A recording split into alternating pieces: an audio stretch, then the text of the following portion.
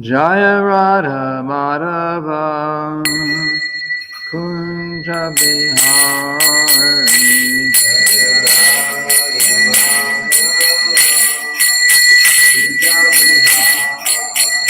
Jaya Radha Madhava Kunja Bihari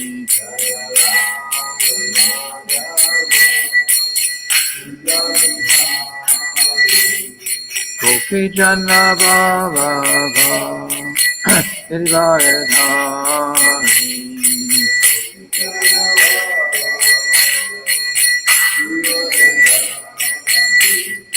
Gopi Jana Baba Hridayadhari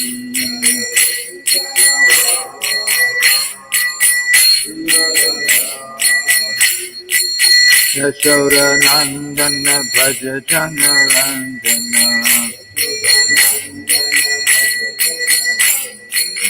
Yashoda Nandana Bhaja Jana Randana Yamuna Tira Vanachari Yamuna Tira Vanachari Jaya Radha Madhava Kunja Bihari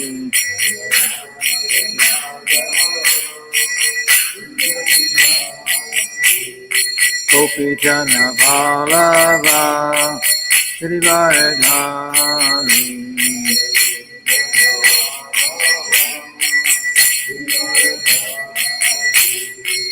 Yashoda Nandana Braja Jana Randana Yamuna Tira Vanachari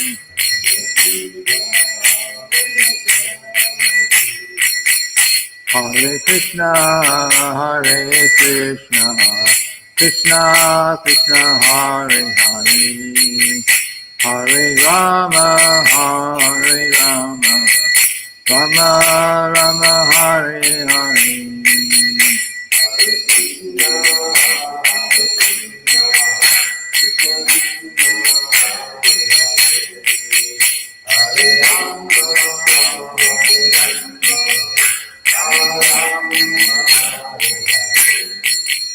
Hare Krishna Krishna Krishna Hare Hare Hare Rama Rama Rama Hare Hare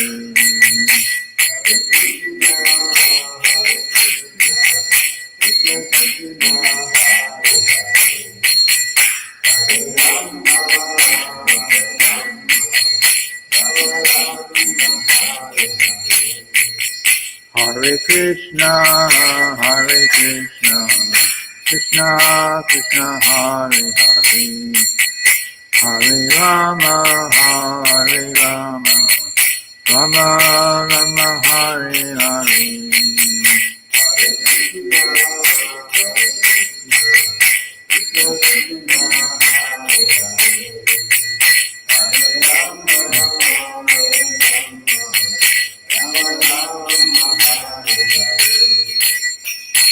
Srila Prabhupada ki jai.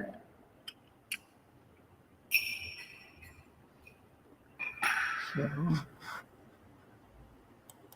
anyone memorize that first verse of Isha Upanishad yet?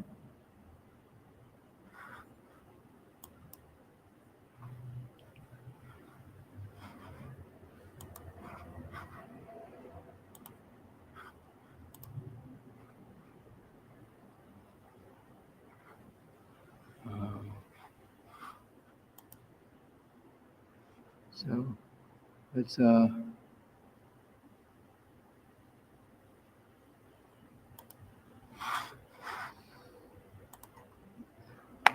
let's try it. Go through it a few times and Om Purnamadaha Purnamidam Purnat Purnamudachyate Purnasya Purnamadaya Purnameva Vashishyate Om Purnamada Purnamidam Purnat Purnamudachyate Purnasya Purnamadaya Purnameva Vashishyate Om Purnamada Purnamidam Purnat Purnamudachyate Purnasya Purnamadaya Purnameva Vashishyate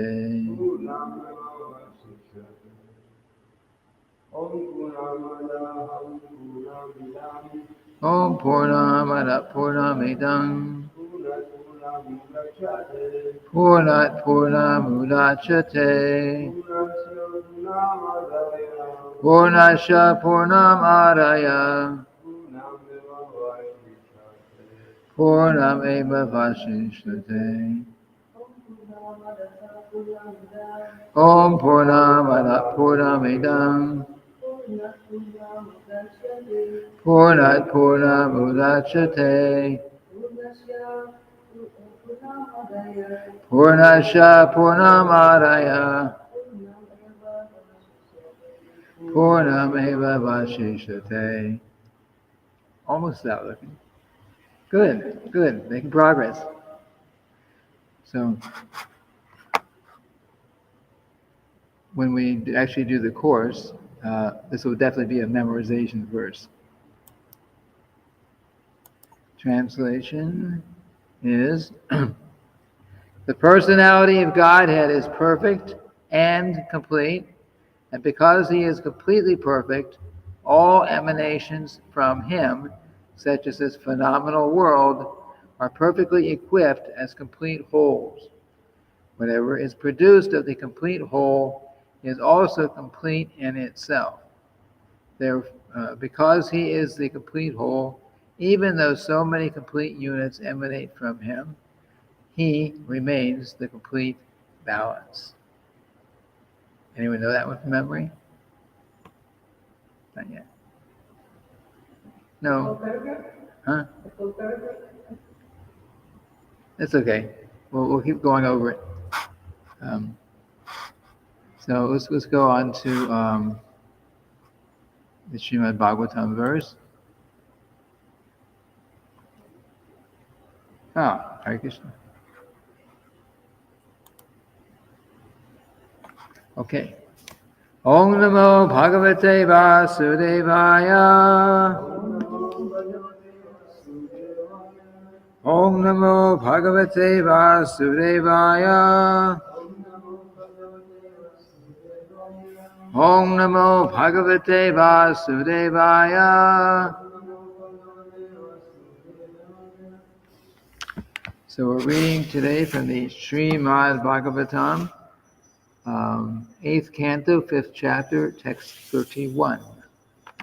The chapter is called, The Demigods Appeal to the Lord for Protection. Ime vayang yat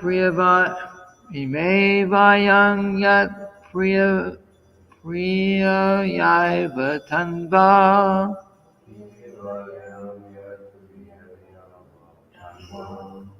Satvena Shrishta Bahir Antar Avi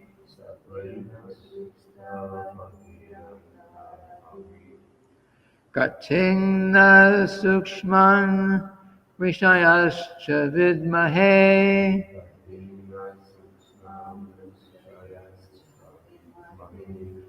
Puto Sirajya Itara Pradana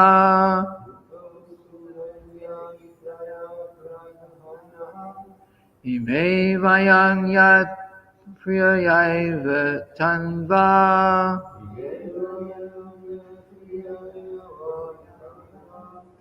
Satvena Shrishta Bahir Antar Avi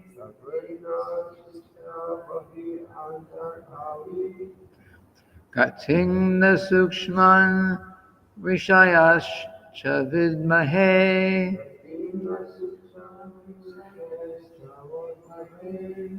Kuto Siraja Itara Pradanaha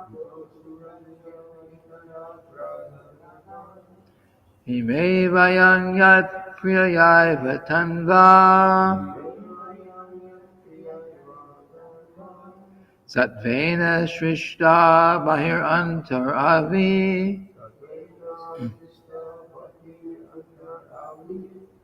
Katingna Sukshman Mishayas Chadvidmahe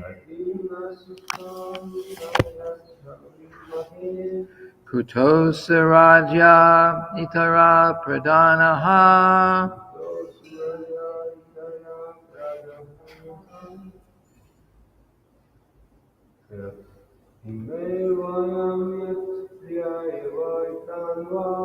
Ime Vayang Yat Priyayai Vatanva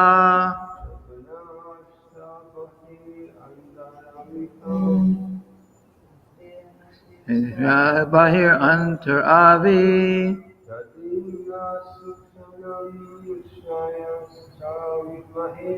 Katingna Sukshman Mishayas Chadvidmahe Kuto Saraja Itara Pradanaha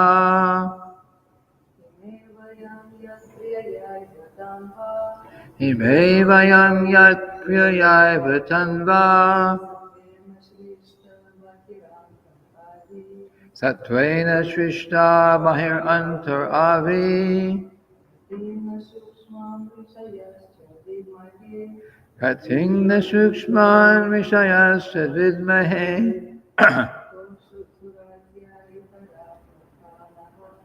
Kuto Saraja Itara Pradanaha. Would you like to try? Pardon? Would you like to try chanting? Oh, let me just get into it. Next time. Next time. Okay. So next time. Okay, so word for word synonyms. Ime, these. Vayam, we, the demigods. Yat, to whom? Priyaya, appearing very near and dear. Eva, certainly. Tanva, the material body. Satvena, by the mode of goodness. Shrishtaha, created. Bahi anta avi, although fully aware, internally and externally. Gatim, destination. Na, not. Shukshman, very subtle. Rishaya, great saintly persons. Cha, also. Vidmahe, understand. Kutaha, how. Asura Adaya, the demons and atheists. Itara, who are insignificant in their identities. Pradanaha, although they are leaders of their own societies.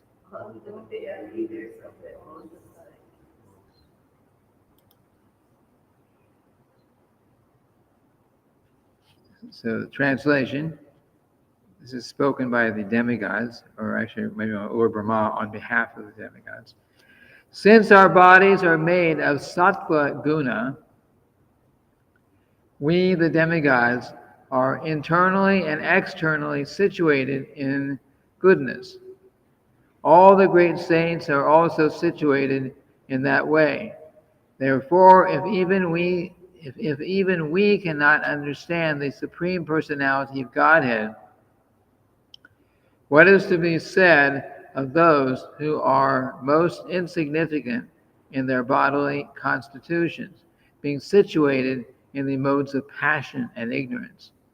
How can they understand the Lord? Let us offer our respectful obeisances unto him. So repeat it in sections.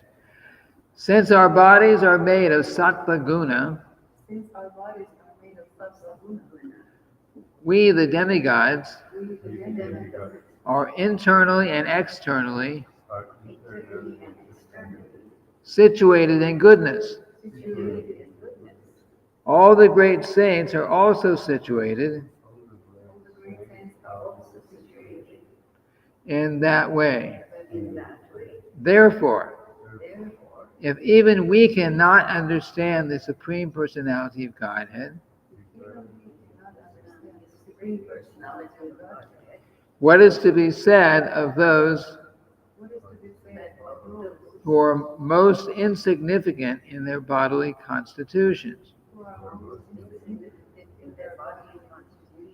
being situated in the modes of passion and ignorance?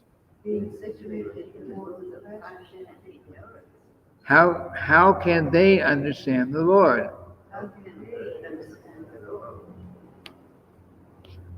Let us offer our respectful obeisances unto him.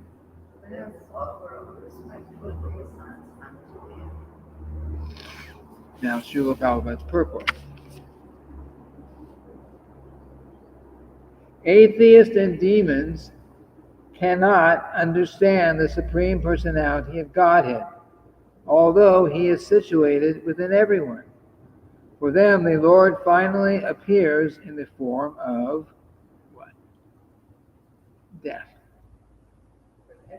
For the atheists and the demons who don't realize God, cannot see God anywhere, they don't believe in God, but he appears before them finally in the form of death. And then they realize God. As confirmed in the Bhagavad Gita, Mrityu Sarva Haraschaham. Mrityu means death. Everyone dies. Atheists think that they are independent, and therefore they do not care about the supremacy of the Lord. Yet the Lord asserts his supremacy when he overcomes them at death. At the time of death, their attempts to use their so-called scientific knowledge and philosophical speculation to deny the supremacy of the Lord cannot work. Hiranyakashipu, for example, was an exalted representative of the atheistic class of men. He was a very good atheist. He always challenged the existence of God, and thus he became inimical even toward his own son. His own son was a devotee of God. Everyone was afraid of Hiranyakashipu's atheistic principles. Nonetheless, when Lord Nrsingadeva appeared in order to kill him, Hiranyakashipu's atheistic principles could not save him. Lord Nrsingadeva killed Hiranyakashipu and took away all his power, influence, and pride. Atheistic men, however, never understand how everything they created is annihilated. The super soul is situated within them. But because of the predominance of the mode of passion and ignorance, Shashi Gornatai, Shashi Radha Vichavihari, Jagannath, Balaram, Lady Subhadra, Gunashigade, Prahlad Maharaj Ki Jai. The super soul is situated within them, but because of the predominance of the modes of passion and ignorance, they cannot understand the supremacy of the Lord. Even the demigods, the devotees, who are transcendentally situated or situated on the platform of goodness, are not fully aware of the qualities and position of the Lord. How then can the demons and the atheists understand the Supreme Personality of Godhead? It is not possible. Therefore, to gain this understanding, the demigods, headed by Lord Brahma, offered their respectful obeisances to the Lord. Om Ajnana Timirandasya Gnanashana Shalakaya Chakshur Militam Yena Tasmai Shri Gurave Namaha. So, people can say that, they can claim that God does not exist. They can claim that they don't believe in God, and maybe they don't believe in God. But ultimately, even if someone is very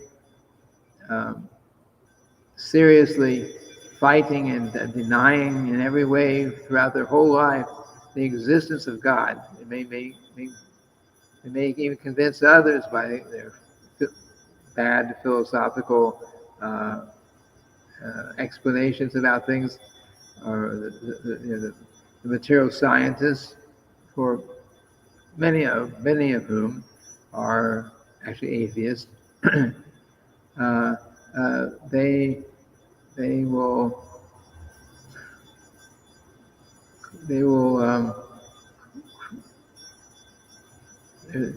they try to explain everything. They try to explain how everything in the world has come about without mentioning any God. In that way, they are trying to, in a sense, kill God. You kill the reputation. If you can explain everything, if they can explain everything, the world came about in this way, life came about in this way, the weather works a certain way in this way, and they give some kind of explanation they can create without mentioning God, so they feel that they can. If there is a God, we just killed him. He's gone, and we don't believe in God anyway. But that's a very unfortunate situation in the world today, in Kali Yuga especially. Srila Prabhupada tells a very nice story, it's a nice story. It's about the mouse again. You know mouse again? No mouse again. Okay. The story goes like this.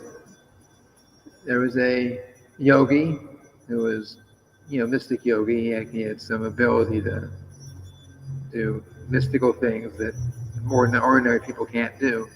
So he was, doing his yoga practice, and then comes along a little mouse, and he was being chased by a cat. Okay, and the mouse was becoming very anxiety because if he's caught by the cat, he's finished. So he goes up to this yogi, and he knows this yogi can give some kind of benediction. He can do anything. So he goes to the yogi, and in great anxiety, and he says, "Please, yogi, can you make me into a cat? There's a cat following me. So now when you make me to a cat, then I won't have any problem, because the cat's not going to chase after another cat." And then the yogi said, "Okay, become a cat." So that mouse became a cat. But after a few days, the mouse comes back around, and no, he's not a mouse now. The cat, who was usually before a mouse, he comes back around again, big anxiety, and he says, "Now what?" Yogi's asking, "What now? Now what's wrong?" "Oh, you are." He says, "Oh, you made me a cat, but now there's this big dog chasing me everywhere." So it's a big dog, and a little cat and a big dog. So just make me into a big dog, then I won't have any more problems. Okay, become a dog. So it became a bit. So now the cat's become a dog, and he's feeling happy for a little while, but in due course of time, a few days later, he comes back around, and there's a big. He's being chased by a tiger. Now the tiger's chasing the dog that used to be a mouse. so again, and the yogi's getting tired of this game. So he said, okay, I'll make you into a tiger. Now you become a tiger. And then now this newly transformed tiger, he's standing there looking at the yogi. Big eyes, looking at his mouth. And the yogi's looking at him and he's saying, now what? You want to eat me? And then he says, mouse again. Like that. That you become a mouse again. So, but the lesson, the moral of the story, Prabhupada tells the story. So the moral of the story is, or the lesson is that this is actually what is happening in the material society. We're actually very small. We're very, very insignificant. But in time, with the influence of science and technology and different kinds of facilities, we get more and more and more and more ability. And then what do? Then we start trying to kill God, in a sense. We try to kill God because we think I'm so big, I'm so great. But ultimately, we are not. As soon as we become very advanced, materially advanced society, then we try to get rid of God. Maybe someone doesn't say, okay, I want to kill God, because nobody's going to find God to kill him. But they do try to deny the existence of God. So in that sense, killing God. And that's a very big problem for the human being, to deny the existence of God. So that was the point here. So we become bigger and bigger and bigger. We become bigger and bigger and bigger, and finally, and then we decide, I don't need God. I don't need God. I just need to, by my scientific knowledge, by my big motor cars, by my big computers, by so many things we've got, we can figure out everything, and we don't have to worship any God. So we deny.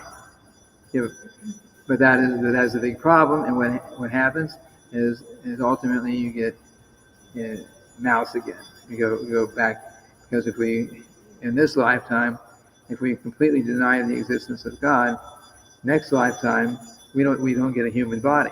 We go way down, whatever appropriate species of life we have coming, we'll get that. We actually lose our human form of life if we completely deny the existence of God. So we can say, American freedom of speech and all that. Okay, that's good in some ways. I mean, some places you couldn't go out and tell people about God, but also freedom of speech and freedom of everything means you can also openly be atheistic and openly openly preach atheism, which in Vedic culture couldn't be done. It was like sinful. Now, because we have all this freedom, so if someone says, I don't believe in God, then they can try to convince so many people, and that's what's happening in the scientific world for the most part. Of course, there are scientists who do believe in God. Albert Einstein was a big scientist, But he believed in God. He realized that he said that the more I know, the more I understand that I don't know. I understand there's a God behind everything. There's some big scientists who actually believe in God, but there are many that don't. And many people are also influenced by such personalities. And we go to school, we're not taught we're not taught that the world came about as a creation of God. They were taught that it came about because there was a big explosion somewhere, Big Bang.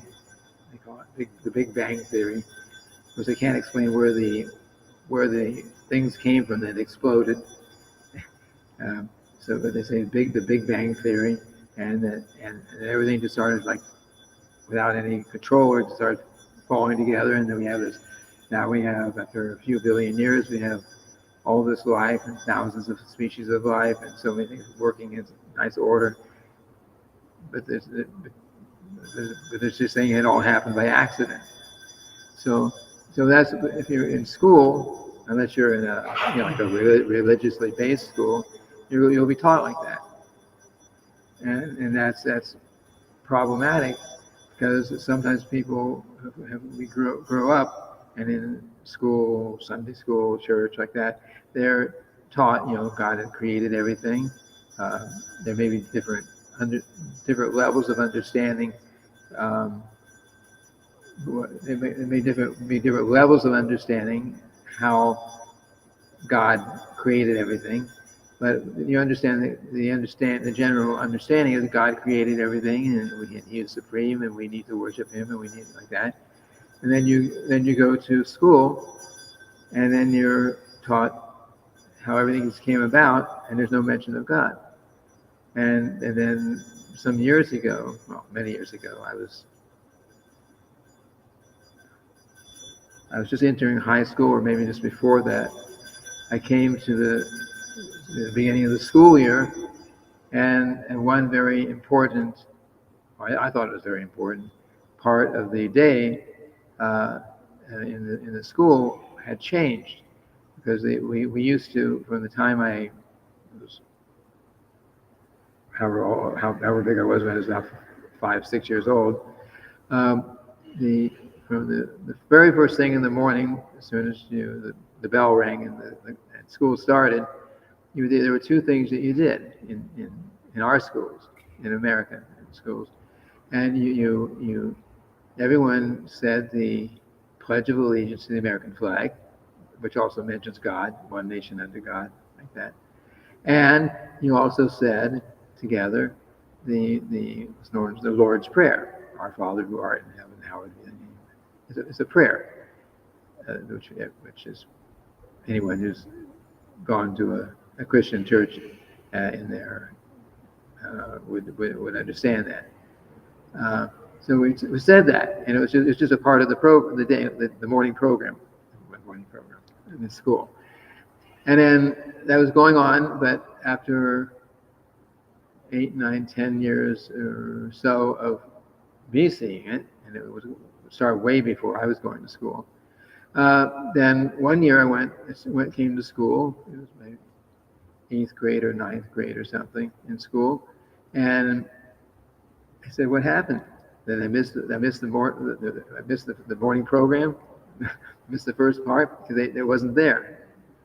But 3 days later, the teacher mentioned that during the summer, or I'm not sure when it happened, but since the previous school year, there was a decision, Supreme Court ruling, that it was now illegal in the United States to allow prayer in school. Maybe even privately, you couldn't pray.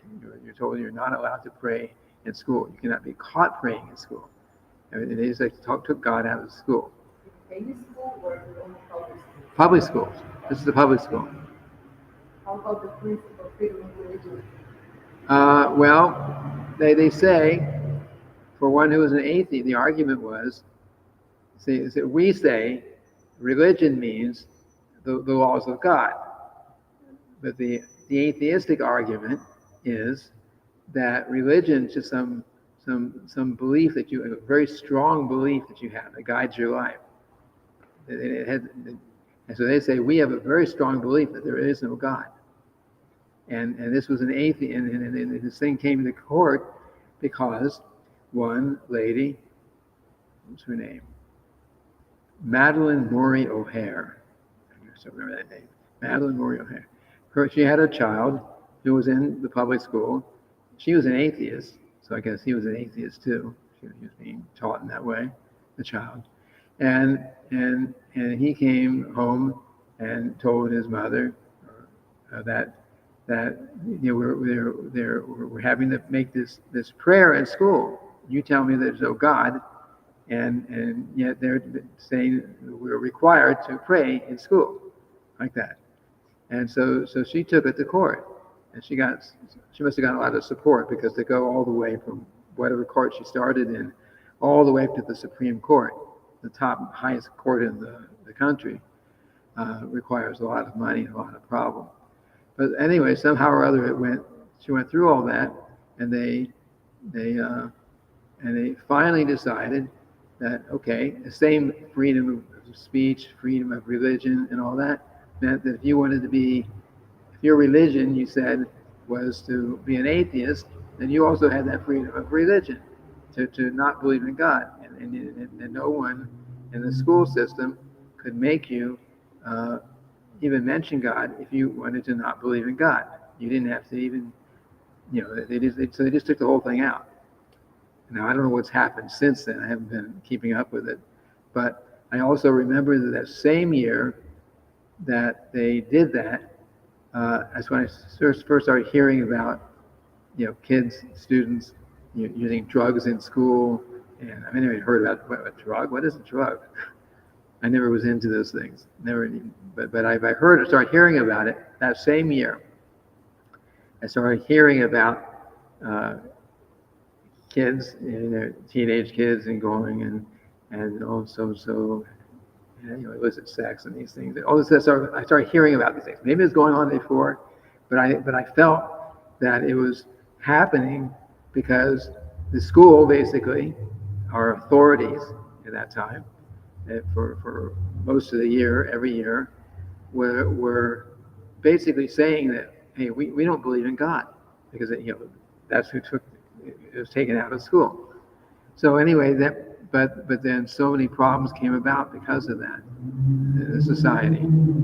If you're growing up and you're being taught scientific knowledge, which doesn't mention God, and you're being told in the school that you cannot pray in school, or you got to be careful what you say, and you're assuming that the teachers and everyone else also doesn't believe in God, because they're not going to tell you that they do. So there's all kinds of problems that came about like that. And of course, if as soon as we deny the existence of God, then the whole society goes down the drain. It's very, very bad. So go. I'm actually out of time. Let me just make this point here. So here, Srila Prabhupada is mentioning about Hiranyakashipu, who was killed by Lord Nrsingadev. We've gone through that narration a number of times. He was killed by Lord Nrsingadev. Hiranyakashipu was a big atheist. Felt that he was like God himself. He didn't believe in God, but he felt like he was the supreme. Nobody can kill me, he thought. Nobody can kill me. So he's thinking in that way. But when his time came, in spite of what he thought, in spite of what he believed, what he was convinced of, actually, the Lord did come and he killed him. And even though Hiranyakashipu had been given all these benedictions, you cannot, that he requested, you will not be killed on the land, on the sea, in the air. You will not be killed by any creature in the, because it was Lord Brahma who gave these benedictions. So any creature that you, Lord Brahma, have created, I cannot be killed by any of them. I cannot be killed during the day or during the night.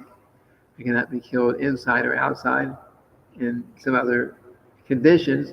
And Lord Brahma said, okay, I can give you all those benedictions.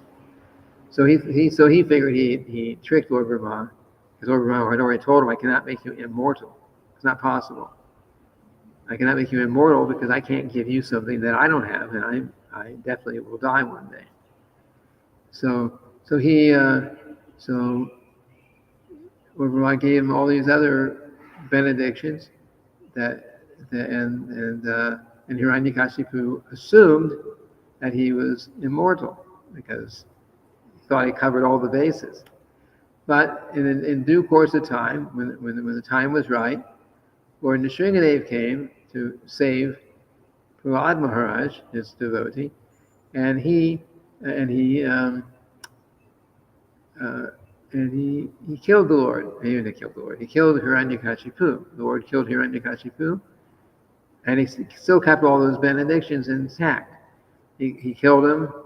It wasn't during the day or his night. It was at twilight, between day and night. He didn't kill with any weapon. That was another one, because the Lord killed with his long, sharp nails. Cut his body open with his nails like that. So he killed him like that. But fingernails or claws, or whatever, like that, are not considered a weapon normally. He killed him. It wasn't inside or outside because he was sitting on the lap of the Lord Nrsingadev in the doorway. I mean, he's not inside. He's not outside. He's right in between. And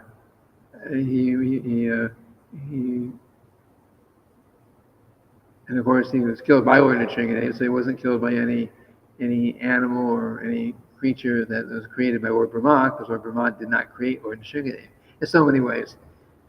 So in that way, even though he thought he was immortal, even though he thought he could not die, that no one could kill him, but he was killed in that way by the Lord. So today is the same idea. We think with our modern civilization and our modern weapons. I mean, there's enough. Every country builds more and more and more nuclear weapons, and like 50% or more of all money, tax money, at least in the United States. I can't say about other places, goes into defense. So the United States and of course the United States has a huge national debt. But somehow or other they keep spending more and more money, largely just so we can defend ourselves against death if somebody from some other country comes to try to get us. But in the end, nobody can protect us from these things. Very easily, in a moment, thousands of people, millions of people could be wiped out. We have you could be in we're in hurricane season now, officially, as of 2 days ago.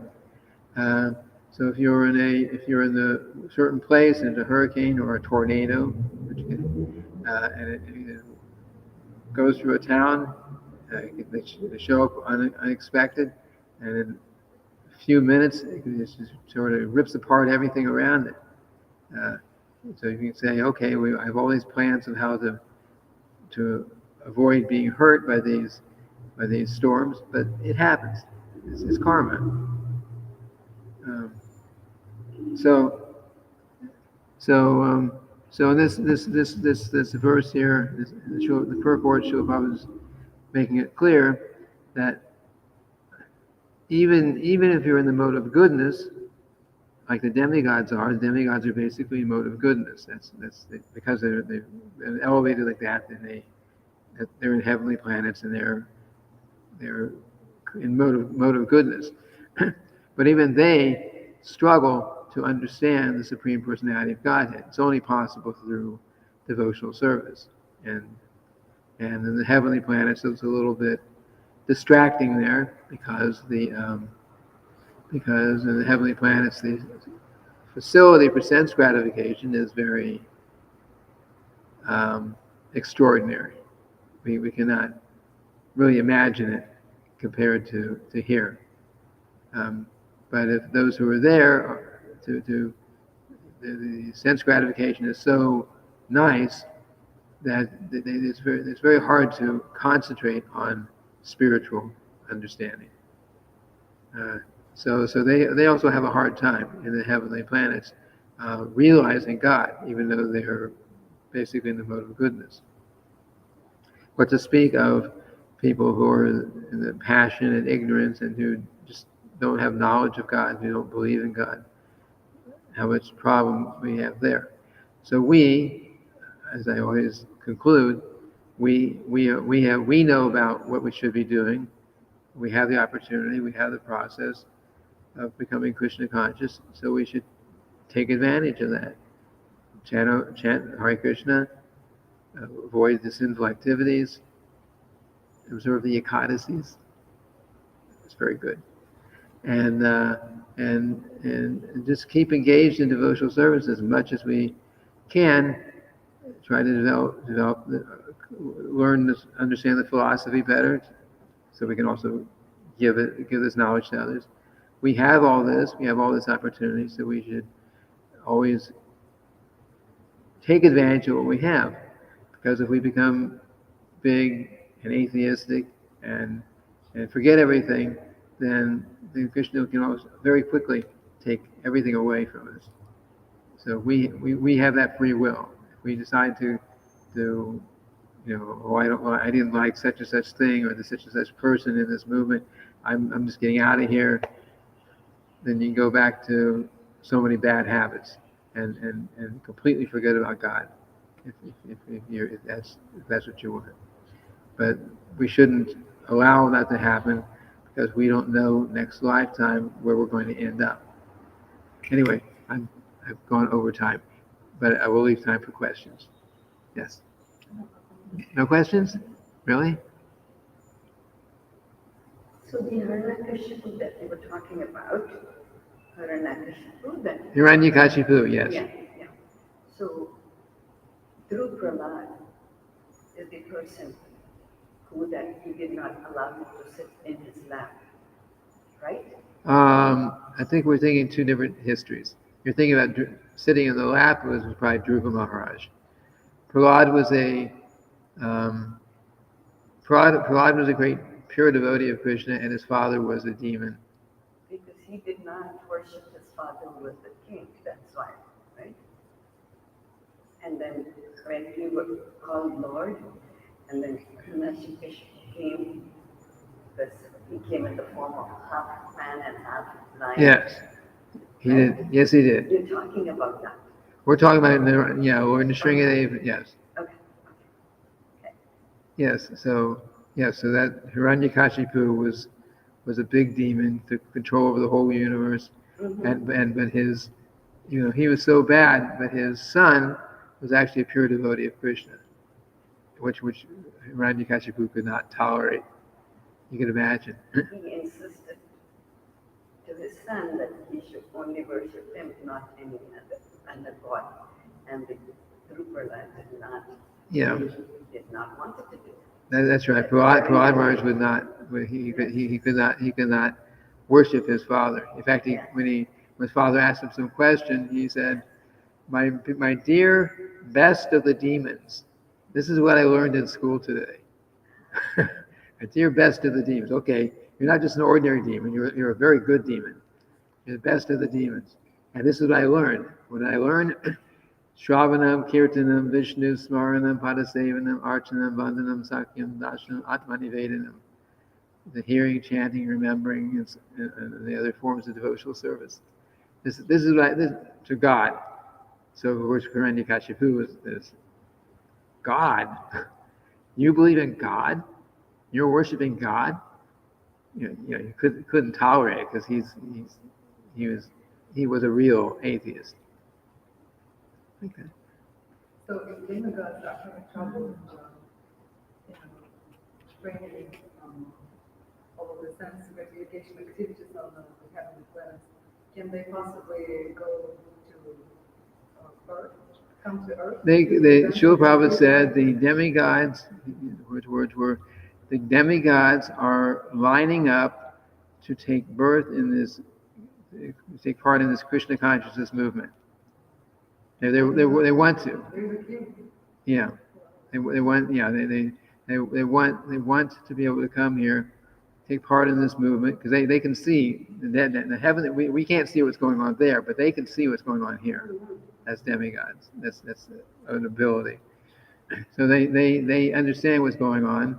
They understand that without extraordinary difficulty, one can become Krishna conscious in this lifetime, even in this lifetime. And they're thinking we got this long duration of life here, but we're it's going to end. When will I get a chance to take part in that Sankirtan movement? Lifetime will be shorter than in the heavenly planets, but I can, in a very short time, I can become Krishna conscious by taking part in that movement, the Sankirtan movement. Life is more intense on Earth. Yeah, they give up their sense gratification, a lot of it, coming here, but they have much more opportunity to become Krishna conscious, which they are understanding is actually the better. So we don't want to live in such a way that we go to the heavenly planets because this is a waste of time. And if we did go to the heavenly planets, the lifespan there is probably, it varies planet by planet, but except for Lord Brahma's planet, which is extraordinary in lifespan, a lot of the heavenly planets, the lifespan, 6 months of our time, 6 months of our time is 12 hours of their time. 1 year here is like 1 day there. So instead of 100 years, or something of that nature. So they have 100 years, but it's more like at least 10,000 years of our time, which seems like wow, extraordinary. At least 100 times our lifespan, and all kinds of sense gratification. But that's just not. They're there, but those who are there and intelligent and smart, and they see what's going on with the Sankirtan movement, they say, "Hey, we messed up here. We want to be part of that and finish up our business in this world and go back to the spiritual world," which they cannot easily. They can do it there, but it's complicated. I mean, they have knowledge, but the facility for sense gratification is very big. Okay, I think I've gone over my quota here. So we'll end here for right now, and continue. And tomorrow we'll continue with the next verse. Srila Prabhupada Ki Jai. Oh, I didn't even check to see if anyone had any questions. Nobody.